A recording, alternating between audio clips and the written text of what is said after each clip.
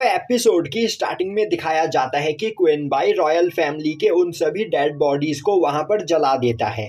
वहीं पर चारों ओर मौजूद कई सारे लोग घायल होते हैं, जिन्हें रॉयल फैमिली के सोल्जर्स उनका इलाज करने के लिए अपने साथ लेकर जा रहे होते हैं। उसी जगह पर खड़ा क्वीन बाई उन सभी डेड बॉडीज को देख रहा होता है। तभी उसे एक फ्लैशबैक याद आता है, जिसमें वह एक छोटा बच्चा होता है और उसके चारों ओर वॉर चल रही होती है, जिसमें इंसान मॉन्स्टर्स को और मॉन्स्टर्स इंसान को बुरी तरीके से मार रहे होते हैं और वह वॉर के मैदान में अकेला डरा सहमा खड़ा होता है। अभी आसमान से कई सारे मॉन्स्टर्स मरकर नीचे गिरने लगते हैं, जो देखकर वह और भी ज्यादा परेशान हो जाता है। उसी वक्त वहां पर उड़ते हुए एक पर्सन क्वीन बाई के सामने आता है और अब वह क्वीन बाई की ओर अपना हाथ आगे बढ़ाते हुए बोलता है, बच्चे, क्या तुम मेरे डिसाइपल बनना पसंद करोगे? अगर तुम मेरे डिसाइपल बन जाओ तो मैं तुम्हें कल्टीवेशन के रास्ते पर लेकर जाऊंगा, जिसके बाद तुम्हारी पावर काफी ज्यादा बढ़ जाएगी और फिर तुम फ्यूचर में होने वाले इस तरह के वॉर्स को रोक सकते हो। यह सुनते ही क्वीन बाई उसका डिसाइपल बनने के लिए तैयार हो जाता है। तभी लिंक्सू उस जगह पर आते हुए बोलता है, क्वीन बाई, तो क्या इन सभी लोगों को तुमने मारा है? क्वीन बाई बोलता है, बेवकूफ, यह सभी लोग आज से 1000 साल पहले ही मारे गए थे, पर तुम जैसे आलसी ग्रिम रिपर इन सभी लोगों के सोल अपने साथ ले जाना भूल गए, इसीलिए आज मैंने तुम्हें यहाँ पर इन सभी के सोल्स को पकड़कर अपने साथ ले जाने के लिए बुलाया है, तो अपना काम ठीक से करो। तभी लिंक्सू बोलता है, तुम्हारा भी टाइम यहाँ पर खत्म हो रहा है, तो मैं जल्द ही तुम्हें भी लेने के लिए आऊंगा। जो सुनकर क्वीन बाई परेशान हो जाता है और अब क्वीन बाई सुलिंग को वहां पर जो भी कुछ हुआ उस बारे में सब कुछ बताता है। जो सुनकर सुलिंग उन सभी लोगों के सोल्स को पकड़कर अपने साथ ले जाने के लिए आगे बढ़ता है। तभी वहां पर आते हुए सिंगसू क्वीन बाई को बताती है कि अब रूबी यहाँ पर पूरी तरीके से ठीक है और जल्द ही उसे होश भी आ जाएगा। अब हमें रूबी को दिखाया जाता है, जो अपने कमरे में बैठी अपने ब्लड को देख रही होती है। वहीं पर वह बोल रही होती है, मेरे पास ड्रैगन ब्लड लाइन है, तो आखिर इस ब्लड में ऐसा खास क्या है? और अब उसे याद आता है कि सिंगसू जब रूबी को हील कर रही थी तब उसने रूबी से कहा था कि रूबी को अपनी ड्रैगन ब्लड लाइन वाली बात सभी लोगों से छिपा कर रखनी है, क्योंकि अगर लोगों को इस बारे में पता चल गया तो उसकी जान खतरे में आ सकती है, क्योंकि अभी के टाइम पर ड्रैगन ब्लड लाइन वाले बहुत ही कम लोग इस दुनिया में मौजूद है। तभी रूबी बोलती है, आखिर इस ड्रैगन ब्लड लाइन में ऐसा क्या खास है? सिंगसू उसे बताती है कि एशियंट टाइम में एक गॉडेस और एक इमॉर्टल ड्रैगन को आपस में प्यार हो गया और फिर उन दोनों ने शादी कर ली और फिर उनकी एक बेटी हुई, जिसके पास गॉडेस और इमॉर्टल ड्रैगन दोनों की ही पावर थी।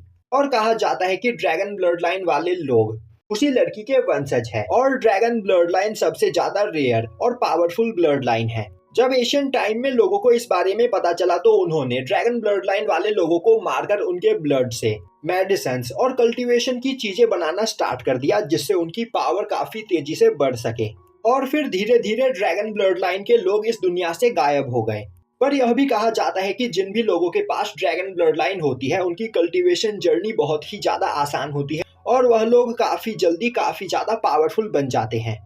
इसीलिए तुम्हें यह बात सभी लोगों से छिपा कर रखनी है कि तुम्हारे पास ड्रैगन ब्लड लाइन है, वरना तुम्हारी जान को भी खतरा हो सकता है।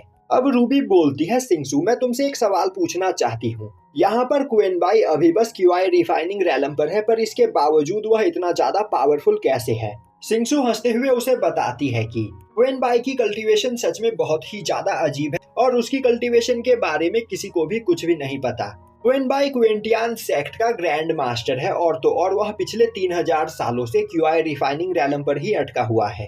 यह सुनकर रूबी काफी ज्यादा हैरान होती है। तभी सिंगसू बोलती है, यहाँ पर क्वीन बाई की ही वजह से मॉर्टल रैलम में शांति बनी हुई है, क्योंकि क्वीन बाई बहुत ही ज्यादा पावरफुल है और उसी के डर की वजह से डीमंस मॉर्टल रैलम पर अटैक नहीं करते हैं। पर यहाँ पर क्वीन बाई जल्द से जल्द इमॉर्टल रैलम पर पहुंचकर इमॉर्टैलिटी को प्राप्त करना चाहता है, क्योंकि उसके मास्टर, डिसाइपल और उसके सभी दोस्त इमॉर्टैलिटी को प्राप्त करके अपर रैलम में जा चुके हैं, पर वह अभी तक यहीं पर अटका हुआ है। और यह देखकर उसे बहुत ही ज्यादा बुरा लगता है, पर उसके क्यूआई रिफाइनिंग रैलम पर अटकने की वजह से मॉर्टल रैलम में शांति बनी हुई है, क्योंकि उसके डर से डीमन यहाँ पर अटैक नहीं करते हैं।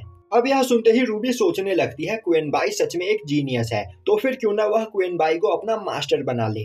दूसरी ओर सुलिंग उन सभी सोल्स को अपने साथ सोल रैलम में लेकर जा रहा होता है, जहां पर वह उन सभी लोगों को रिकार्नेट करेगा।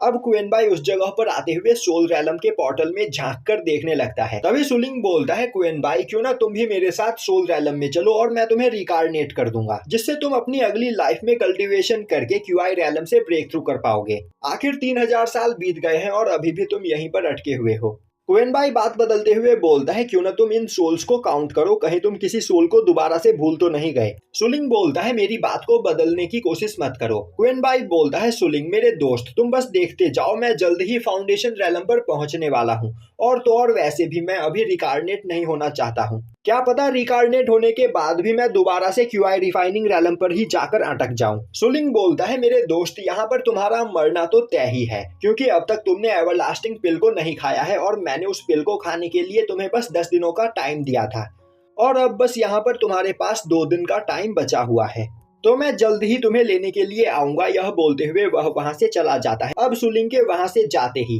रूबी उस जगह पर आते हुए क्वेन बाई के सामने बो डाउन करके बोलती है, मास्टर प्लीज मुझे अपना डिसाइबल स्वीकार करे। यह सुनकर क्वेन बाई को काफी अजीब लगता है और अब हमें दिखाया जाता है कि किंग क्वेन बाई को थैंक्स करते हुए बोल रहा होता है, मास्टर आपने हमारी यहाँ पर बहुत ही ज्यादा मदद की और तो और रूबी ने मुझे सभी चीजों के बारे में बता दिया है, तो मुझे इससे कोई भी ऐतराज नहीं है, बल्कि मैं बहुत ही ज्यादा खुश हूँ, तो प्लीज रूबी का ख्याल रखिएगा। क्वेन बाई हिचकिचाते हुए बोलता है, कल्टीवेशन जर्नी बहुत ही ज्यादा मुश्किल होती है और रूबी एक प्रिंसेस है, तो मुझे नहीं लगता कि यह एक कल्टीवेटर बन सकती है। तभी रूबी का फादर हंसते हुए बोलता है, प्लीज मास्टर बात मत बदलिए, आपके और रूबी के शादी के बाद आपके जो बच्चे होंगे उन्हें मैं अपने किंगडम का प्रिंस बनाऊंगा और मुझे पता है आपके बच्चे काफी ज्यादा पावरफुल होंगे, जिनकी वजह से मेरी रॉयल फैमिली दोबारा से इस दुनिया की सबसे पावरफुल फैमिली बन जाएगी। यह सुनते ही रूबी परेशान होते हुए बोलती है, आखिर उसके फादर यह क्या बोल रहे हैं। वह यहाँ पर क्वेन बाई से शादी नहीं कर रही है, बल्कि वह क्वेन बाई को अपना टीचर बना रही है और उसके पास कल्टीवेशन करने जाना चाहती है। क्वेन बाई बोलता है, रूबी आखिर तुम्हें कल्टीवेशन करने की क्या जरूरत है, तुम्हारे पास यहाँ पर सब कुछ है, तो तुम ऐस मौत से अपनी लाइफ जी सकती हो। रूबी बोलती है, वह अपने किंगडम को प्रोटेक्ट करना चाहती है और अपने किंगडम को प्रोटेक्ट करने के लिए उसे पावरफुल बनना होगा, जिससे वह डीमन से अपने किंगडम को बचा सके। इसीलिए वह क्वेन बाई को अपना मास्टर बनाकर यहाँ पर अपनी कल्टीवेशन जर्नी को स्टार्ट करेगी। और अब वहां पर क्वेन बाई और रूबी आपस में बहस करने लगते हैं। तभी किंग बीच में आते हुए बोलता है, क्यों ना हम इस बारे में बाद में बात करें, पहले यहाँ पर खाना खा ले। और अब उस जगह पर काफी ज्यादा मात्रा में खाना लेकर आया जाता है, जिसके बाद सभी लोग एक साथ बैठकर वहां पर खाना खाते हैं। अब खाना खाने के दौरान क्वेन बाई और रूबी ज्यादा ही ड्रिंक कर लेते हैं, जिससे वह वहां पर बेहोश हो जाते हैं और अब कुछ सर्वेंट उन दोनों को उठाकर एक साथ एक कमरे में रख देते हैं। अब उन सभी सर्वेंट्स के वहां से जाते ही क्वेन बाई उठता है और अब वह रूबी को देखते हुए बोलता है, रूबी तुम्हारे पास ड्रैगन ब्लड लाइन है और यह ब्लड लाइन बहुत ही ज्यादा रेयर और खतरनाक है, तो मैं तुम्हें किसी खतरे में नहीं डालना चाहता हूँ, इसीलिए अब मैं यहाँ से जा रहा हूँ। यह बोलते हुए वह वहाँ से चला जाता है। अब हमें दिखाया जाता है कि क्वेन बाई काफी तेजी से किसी से बचते हुए भाग रहा होता है। वहीं पर एक ग्रिम रिपर क्वेन बाई का पीछा कर रहा होता है और वह उसे पकड़कर अपने साथ सोल रैलम में ले जाना चाहता है। अब क्वेन बाई उससे फाइट करने की कोशिश करता है, पर वह ग्रिम रिपर क्वेन बाई के सभी अटैक्स को ब्लॉक करते हुए अपनी पावर का यूज करके उसे पकड़ लेता है। और अब हमें पता चलता है कि वह ग्रिम रिपर कोई और नहीं बल्कि सुलिंग ही होता है। और अब वह बोलता है, क्वेन बाई मैंने तुम्हें 10 दिनों का टाइम दिया था और तुम्हारा टाइम यहाँ पर खत्म हो गया, तो अब तुम्हें मेरे साथ चलना ही होगा, तो मरने के लिए तैयार हो जाओ। और अब वह क्वेन बाई को सोल रैलम के अंदर खींचने लगता है। वहीं पर क्वेन बाई बोल रहा होता है, मुझे बस 1 या 2 दिन का और टाइम दे दो, मैं एवरलास्टिंग पिल को खाकर अपने लाइफ स्पैन को बढ़ा लूंगा। पर सुलिंग उसकी बात सुनने को तैयार नहीं होता है। तभी कोई काफी तेजी से एक पिल फेंक कर क्वेन बाई को खिला देता है और अब उस पिल को खाते ही क्वेन बाई का लाइफ स्पैन 5 सालों के लिए बढ़ जाता है। और अब हमें पता चलता है कि वह पिल क्वेन बाई को किसी और ने नहीं बल्कि सिंगसू ने खिलाया होता है। अब सिंगसू को देखते ही सुलिंग गुस्से में बोलता है, क्वेन बाई तुम लकी थे इसीलिए आज बच गए, पर 5 साल के बाद मैं दोबारा आऊंगा और फिर तुम्हें मुझसे कोई भी नहीं बचा पाएगा। अब वहाँ पर क्वेन बाई सिंगसू को थैंक्स करने लगता है और अब वह बोलता है, सेक्ट में हुआन फेंग द्वारा दिए गए सीक्रेट टेक्निक को क्वेन जू ने ट्रांसलेट कर दिया होगा, तो मैं जल्दी से जाकर उस टेक्निक का यूज करते हुए फाउंडेशन रैलम पर पहुंच जाता हूं, जिसके बाद सुलिंग मेरा कुछ भी नहीं बिगाड़ पाएगा। यह बोलते हुए वह वहां से भाग जाता है। अब क्वेन बाई के उस जगह से जाते ही सुलिंग वहां पर आता है और अब वह बोलता है, सिंगसू आखिर तुम हमेशा क्वेन बाई की मदद क्यों करती हो। सिंगसू बोलती है, सुलिंग तुम भी तो हमेशा उसे जिंदा छोड़ देते हो, अगर तुम चाहो तो एक ही बार में उसे अपने साथ लेकर जा सकती हो, पर हर बार तुम उसे कुछ दिनों का टाइम देते हो। सुलिंग बोलता है, क्वेन बाई बस मेरा दोस्त है इसीलिए मैं उसे 1-2 दिन का एक्स्ट्रा टाइम दे देता हूँ। तो इसमें कोई भी बड़ी बात नहीं। अब हमें क्विंटियान सेक्ट दिखाया जाता है जहाँ पर रूबी क्विनबाई को ढूंढते हुए अपने कुछ सोल्जर्स के साथ पहुंच चुकी होती है और अब वह क्विंजू को बताती है कि वह यहाँ पर क्विनबाई का डिसाइपल बनने के लिए आई है। यह बोलते हुए वह क्विंजू के सामने बो डाउन करने लगती है। तभी क्विंजू उसे रोकते हुए बोलता है, प्रिंसेस, मास्टर क्विनबाई ने लोगों को अपना डिसाइपल बनाना छोड़ दिया है, तो मैं बिना उनसे पूछे आपको हमारे सेक्ट में शामिल नहीं कर सकता हूँ। यह सुनते ही रूबी रोने लगती है और बोलती है कि कई सारे मॉन्स्टर्स हमेशा सांगसुआंग किंगडम पर अटैक करते रहते हैं। उनसे फाइट करने के लिए वह पावरफुल बनना चाहती है जिससे वह उन मॉन्स्टर्स का सामना कर सके। यह सुनते ही क्विंजू अपने आसपास खड़े एल्डर्स की ओर देखने लगता है पर एल्डर्स कुछ भी नहीं बोलते हैं। अब क्विंजू बोलता है, मैं तुम्हें यहाँ पर मास्टर क्विनबाई से मिलवा तो सकता हूँ पर हमारे सेक्ट की हालत अभी बहुत ही ज्यादा खराब है। अभी कुछ दिनों पहले ही हमारे सेक्ट में एक फाइट हुई थी जिस वजह से सेक्ट बहुत ही ज्यादा डैमेज हो गया था, जिन्हें ठीक करवाने में हमारे कई सारे पैसे खर्च हो गए। और तो और अब हमारे पास डिसाइपल्स को खिलाने के लिए इनफ खाना भी नहीं है। वहीं पर यह बोलते हुए वह रोने लगता है और अब वह बोलता है कि हम लोग यहाँ पर मास्टर क्विनबाई को 2 टाइम का खाना भी ठीक से नहीं खिला पा रहे हैं। इसी वजह से हमारी हिम्मत नहीं होती है कि हम उनके घर पर जाकर उनसे मिल सके। यह सुनते ही रूबी खुश होते हुए बोलती है, बस इतनी सी बात, मैं यहाँ पर इस सेक्ट को 10,000 सिल्वर कॉइन दान देना चाहती हूँ जिससे इस सेक्ट की सभी प्रॉब्लम सॉल्व हो जाएगी। और तो और मैं यहाँ पर मास्टर क्विनबाई के खाने का भी सभी प्रबंध करने के लिए तैयार हूँ।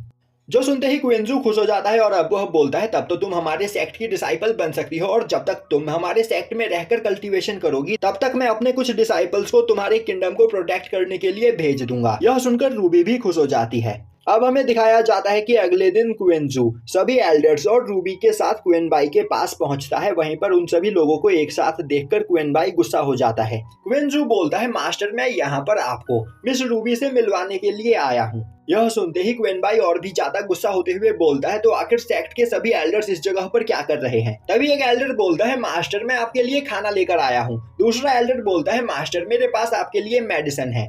और अब वहां पर खड़े सभी एल्डर्स एक एक चीजों के नाम बताने लगते हैं, जो सुनकर क्विनबाई गुस्से में चिल्लाते हुए उन सभी को वहां से भगा देता है। तभी रूबी बोलती है, क्विनबाई, आखिर तुम यहाँ पर यह सब कर क्या रहे हो? मैंने यह सभी चीजें बहुत ही ज्यादा महंगे दामों में खरीदी है। यह सुनकर क्विनबाई को समझ में आ जाता है कि क्विंजू ने यहाँ पर रूबी को भी बेवकूफ बनाकर उससे कई सारे पैसे लूट लिए हैं और अब वह गुस्से में क्विंजू को देखने लगता है। तभी क्विंजू क्विनबाई का गुस्सा शांत करने के लिए बोलता है, मास्टर, मैं यहाँ पर हानफी द्वारा दिए गए टेक्निक की एक कॉपी बनाकर ले आया हूँ जिसे परफॉर्म करके आप फाउंडेशन रैलम पर पहुंच सकते हो। यह सुनते ही क्विनबाई खुश हो जाता है। अब क्विनबाई बोलता है, क्विंजू, तुम यहाँ से जा सकते हो। जो सुनते ही क्विंजू रूबी को वहीं पर छोड़कर वहां से भाग जाता है।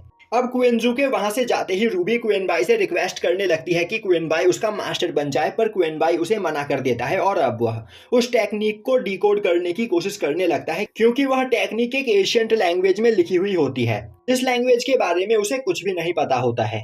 अब काफी टाइम बीत जाता है पर उसे कुछ भी समझ में नहीं आता है। वहीं पर रूबी चुपचाप बैठी हुई होती है, जिसे देखते हुए क्विनबाई बोलता है, रूबी, कल सुबह जब डिसाइपल्स यहाँ पर आएंगे तब मैं तुम्हें वापस से नीचे भेज दूंगा, जिसके बाद तुम अपने किंगडम में चले जाना। रूबी बोलती है वह यहाँ पर क्विनबाई का डिसाइपल बनने के लिए आई है तो वह ऐसे यहाँ से वापस नहीं लौटेगी।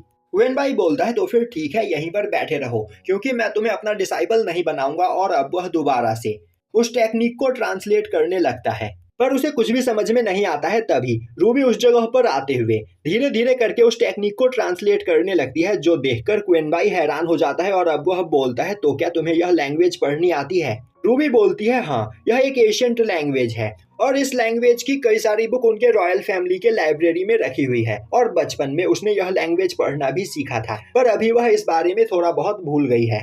और अब यह बोलकर वह अपनी जगह पर जाकर दोबारा से बैठ जाती है। तभी क्विनबाई उसके पास आते हुए बोलता है, तो क्या तुम यह मेरे लिए ट्रांसलेट कर सकती हो? रूबी बोलती है, मुझे इस लैंग्वेज के बारे में ज्यादा कुछ याद नहीं, तो इसे ट्रांसलेट करने में काफी ज्यादा टाइम लग जाएगा। क्विनबाई बोलता है, कोई बात नहीं, तुम्हारे पास यहाँ पर टाइम ही टाइम है, तो तुम यहीं पर बैठकर इस लैंग्वेज को ट्रांसलेट करो। अब दिखाया जाता है कि रूबी एक जगह पर बैठकर उस लैंग्वेज को ट्रांसलेट कर रही होती है। वहीं पर क्विनबाई और सेक्ट के सभी एल्डर्स चारों ओर से घेरकर उसे ही देख रहे होते हैं।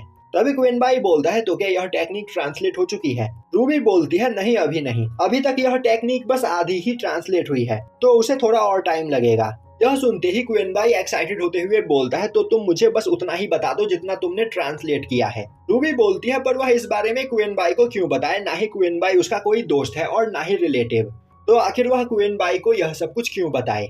और अब वह अपना सामान उठाकर वहाँ से जाने लगती है। अभी क्वीन बाई उसे रोकते हुए बोलता है, रूबी मेरी बात सुनो, अगर मैं तुम्हें यहाँ पर अपना डिसाइपल बना लूँ तो क्या तुम इस टेक्निक को ट्रांसलेट करोगी? रूबी खुश होते हुए बोलती है, ठीक है, मुझे यह डील मंजूर है, और यहीं पर यह एपिसोड खत्म हो जाता है।